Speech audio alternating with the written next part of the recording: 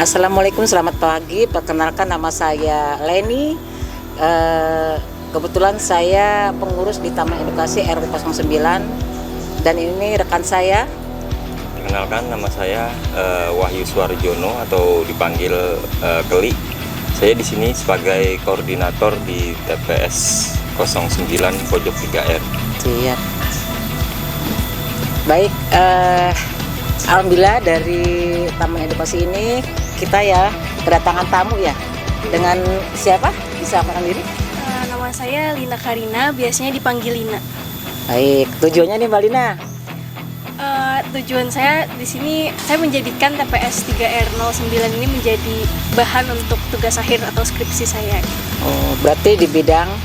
Di bidang lingkungan, tepatnya persampahan. Oke, siap.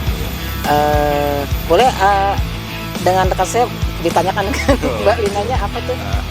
Ini Mbak Lina, mohon maaf, ini tentang bidang persampahan itu spesifikasinya apa nih? Biar kita juga mau tahu ya. Tugas saya. Tugasnya. Nah, kalau tugas saya itu perancangan. Jadi kebetulan saya kan di Bekasi juga gitu. Jadi saya emang cari permasalahan persampahan di Bekasi. Yaitu di Bekasi itu kan jarang banget ada pengolahan sampah selain di TPA gitu. Jadi memang tugas saya tuh saya mau membangun infrastruktur persampahan selain TPA. Dan setelah saya lihat-lihat di internet, ternyata di Bekasi ini ada TPS 309 ini gitu. Jadi dibandingkan saya harus ngebangun dari nol atau ngerancang dari nol, saya mau mengembangkan yang sudah ada aja, itu TPS RW 9 ini. Udah berapa hari? Kalau dari awal sih kesini tuh pertama Maret ya Bu. Siap. Minta izin dan lain-lain, akhirnya diizinkan. Terus kalau untuk intens kesini tuh baru seminggu belakangan. Oke, berarti udah kurang lebih udah 1 bulan. 1 bulan ya dari awal minta izin ya. Iya. Terus ilmu yang didapat nih selama di sini? Yang pertama tuh saya jadi karena jarang banget gitu saya ke tempat yang pengolahan sampahnya tuh jalan dan sustain gitu loh. Jadi kebanyakan kan jalan cuma bentar terus berhenti gitu. Jadi saya seneng banget kalau ngelihat infrastruktur persampahan tepi jalan, dan itu saya rasakan di sini gitu. Terus yang saya pelajarin juga tentang kondisi existing persampahan di Jatisari gitu, walaupun belum semuanya, tapi setidaknya saya jadi tahu gambaran sedikit dari beberapa RW. Terus saya juga jadi paham tentang kayak gimana caranya cara TPS 09 ini untuk bisa kayak bank sampahnya tuh jalan, kayak gimana caranya, strategi-strateginya saya juga jadi paham tuh. Ada lagi Pak Wahyu? Saya hanya menambahkan sedikit ya tentang TPS. Jadi begini Mbak Lina ya. Mbak Lina, jadi kenapa di TPS kami ini bisa berjalan ya kan? Pada intinya adalah untuk mengolah sampah itu sekarang ini udah tidak ada lagi kata sosial ya. Jadi memang harus gimana caranya kita bisa memanfaatkan sampah tersebut. Ya, contohnya kan sebelum kita buang ke TPA itu kan ternyata masih banyak sampah-sampah yang masih bisa istilahnya dipergunakan kembali atau yang masih ada nilai ekonomisnya ya. Jadi dari situlah kami mengapa bisa kegiatan di TPS 09 ini bisa berjalan, karena dari hasil pulungan-pulungan dari teman-teman yang bekerja di sini itulah yang menjadikan income buat kita. Nah, selain itu organiknya pun di sini kita juga ada kita manfaatkan untuk biogas ya. Selain untuk menyerap sampah organik, dari biogas itu pun juga kita mendapatkan energi gratis gitu kan, dari yang tadinya kita bisa membeli tiap hari membeli tabung gas LPG ya kan, dengan adanya biogas ini yang dari sampah ya, selain kita mengurangi sampah tapi kita malah mendapatkan manfaatnya yang lebih. Pertama ya kita dapat gasnya itu sendiri, yang kedua ya otomatis biaya untuk gasnya kita juga tidak keluar. Nah, terus ada lagi pengolahan penguraian organik ini dengan maggot ya kan, dengan maggot, dan ini pun juga istilahnya nilainya juga dari yang dihasilkan dari maggot ini banyak ya, entah itu komposnya, ada pupuk cair, entah maggotnya ini juga untuk pakan ayam atau pakan ikan, ya kan. Nah, sebenarnya saya di sini juga berterima kasih ya untuk Mbak Lina mau datang ke sini untuk mengembangkan, ya kan, mengembangkan ya mungkin metode-metode lain ya yang lebih efektif ya, dan ini pun juga moga-moga bisa dapat tertular di tempat-tempat lain. Itu aja sih sebenarnya. Apalagi Mbak? Ada lagi yang mau ditanyakan Mbak Lina mengenai Taman Edukasi RW 09 ini untuk bahan skripsi ya? Nggak ada sih. Cukup berarti ya? Iya, cukup. Berarti Paling- masih ada berapa hari lagi nih untuk Oh ya, untuk itu kan terkait data kondisi existing saya udah Iya. dapat ya dari wawancara sebelumnya. ya? Selanjutnya tuh saya butuh data untuk timbulan sampah berat kilogram per orang Iya. per harinya sama Iya. komposisinya, dan saya Iya. juga udah melakukan sampling total tuh di 3 hari, jadi udah berjalan 2 hari, besok sehari lagi gitu. Nanti setelah saya tahu komposisi sampahnya Iya. seperti apa, sampahnya saya bawa ke laboratorium, baru bisa dimulai perancangan seperti Iya. pemilihan teknologi, ukuran ruangan, dan akhirnya digambar gitu. Ya, secara pribadi sih saya juga berterima kasih ya dengan kehadirannya Mbak Lina dari ITB? ITB Bandung, ya kan. Istilahnya bisa membawa inovasi-inovasi baru tentang teknologi persampahan ya. Ya terus terang aja, ITB itu kesini, teman-teman ITB itu kesini bukan hanya Mbak Lina aja ya, bahkan ya udah semenjak pandemi itu banyak teman-teman kita yang di ITB itu bahkan malah yang angkatan yang udah sepuh ya, angkatan 77 ya, mereka tuh support. Cuma ya mungkin karena usia atau apa ya kan, mereka sudah istilahnya kami udah lost kontak atau apa ya, mungkin dengan kehadiran Mbak Lina ke sini jadi membawa harapan baru lagi nih buat TPS kita, ya kan. Ya mudah-mudahan apa yang Mbak Lina nanti lakukan di sini ya kan bisa membawa manfaatnya, khususnya untuk teknologi persampahan ya, yang nanti dampaknya juga akan bermanfaat bagi lingkungan ya. Nah, itu aja sih Mbak Lina.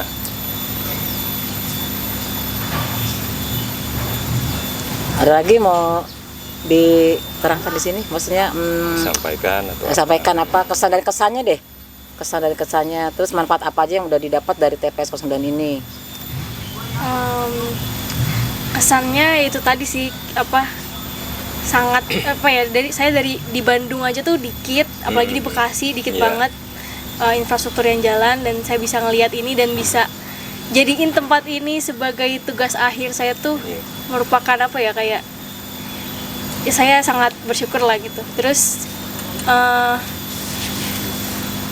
mungkin banyak orang mikir kayak kalau misalkan tempat berjalan ini ya udah gitu dibiarin aja, tapi sebenarnya tempat-tempat kayak gini tuh harus diapresiasi lebih lagi, Iya, untuk betul. lebih berkembang lagi dan jadi contoh buat yang lainnya Iya. gitu. Amin, amin. Semoga. Setelah saya lihat di TPS 3R09 ini Iya. kan ada beberapa pengolahan ya, dari BSF, Iya. terus anaerobik digester. Ya. Saya sih mau nanya gitu, gimana dari sekian banyak teknologi gitu, gimana caranya bisa menerapkan yang dua ini dan yang lain? Nah, jadi sebenarnya saya cerita awalnya dulu Mbak ya. Nah, jadi awalnya itu di tempat kami itu ada tempat pembuangan sampah liar nih yang di belakang kita, Mbak udah ngeliat tuh yang ngambil sampling ya. Nah, itu dulunya tuh itu tingginya 2 meter lebih, hampir 3 meter, panjangnya itu ya kurang lebih hampir 100 meter. Hampir 100 meter. Nah, itu pada saat itu kita bingung nih. Kalau kita istilahnya kita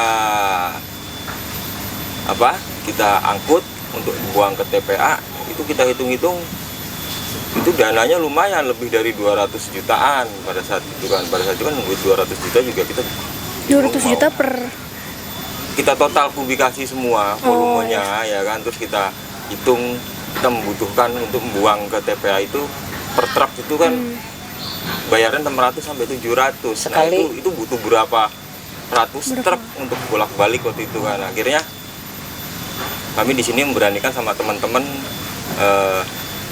membuat insinerator ya kan. Jadi sampah-sampah yang ini kita insinerasi. Ya ini walaupun terpaksa ya akhirnya kita bakar, tapi ya kita membakar juga bukan asal bakar, tentang asapnya pun juga udah kita ini ya kita kabutkan ya, jadi agak berkurang lah untuk pencemaran. Nah itu selama 6 bulan itu baru sampah ini udah mulai terkikis habis. Nah di situ baru kita istilahnya kita manajemen ulang nih tentang apa, kita harus disiplin orang-orang yang buang atau apa tuh, mereka kita disiplinkan semua, dari mulai iurannya segala macam, karena kan memang dari iuran sama pengangkutan ini kadang agak timpang ya. Jadi bayar sampahnya sedikit, bayar sampahnya murah, tapi kita buangnya malah jauh lebih mahal. Jadi di situ itu yang bikin timbul saldo yang akhirnya menumpuk. Nah di situ kita tertibkan. Nah, tapi setelah kita lihat juga kan masih banyak sampah anorganik yang masih bisa dimanfaatkan ya kan, terus organiknya juga masih bisa kita olah ya. Contohnya tadi ya organiknya itu ya ada BSF, ada biodigester ya kan. Nah terus yang untuk sampah-sampah lainnya ya kita kumpulin berdasarkan jenisnya, baru itu kita jual. Nah kembali lagi masalahnya kan istilahnya kita juga harus mengedukasi warga ya, edukasi warga itu mengenai pemilahan dari rumah ya. Nah itu kan memang agak sedikit susah, bukan susah banget lah sebenarnya, bukan sedikit susah sih, susah banget gitu. Nah itu kita pelan-pelan mengedukasi, kita jelaskan ke mereka, ini loh, ini sampah ini masih bisa laku terjual atau apa. Nah akhirnya jalannya waktu kita bentuk bank sampah. Nah dari terbentuknya bank sampah ini malah mulai ini banyak ketertarikan, yang tadinya sampah itu dibuang begitu aja. Nah ini warga mulai mau ngumpulin. Nah mereka mengumpulkan itu pun juga bukan serta-merta kita ambil, itu malah kita jadikan tabungan warga gitu loh. Jadi warga ini jadi nasabahnya bank sampah di TPS kami. Nah dari situ udah agak-agak mulai khususnya sampah RW 09 ini udah jauh lah drastis ya untuk volumenya. Dan sekarang pun juga di TPS kami juga ada berkembangnya waktu, kita inovasi nih bikin mesin pemilah untuk memisahkan yang organik dan anorganik. Nah, yang sebelum masuk mesin pemilah kita pun juga ada pemilahan lagi tuh di depan. Jadi walaupun di warga ini udah ada bank sampah, tetap aja kan masih ada yang kelolosan. Nah, di situ ada tenaga yang untuk memisahkan lagi. Nah, nanti residu dan organiknya kita masukkan ke mesin. Nah, dengan harapan di mesin ini terpisah lagi kan. Organiknya itu udah jadi bubur. Nah, yang anorganiknya keluar sudah residu. Nah, sebenarnya residu ini masih bisa kita manfaatkan untuk RDF, cuma kita agak kesulitan nih untuk menjualnya kan, karena memang kuotanya juga terbatas ya untuk pabrik semen yang menerima kan. Nah, jadi ya yang residu inilah yang kita buang lagi ke TPA. Jadi kenapa harus dipilah itu? Biar yang ke TPA itu sudah tidak ada organiknya, karena memang yang bikin bau itu kan organik. Jadi di TPA itu sebenarnya ya sudah bisa dimanfaatkan lagi untuk jadi bahan bakar untuk pembangkit listrik tenaga insinerasi atau apa kan bisa sebenarnya ya. Nah, kepengen saya sih ya dengan hadirnya Mbak Lina di sini, mungkin punya teknologi apa ya kan, mungkin punya istilahnya punya kayak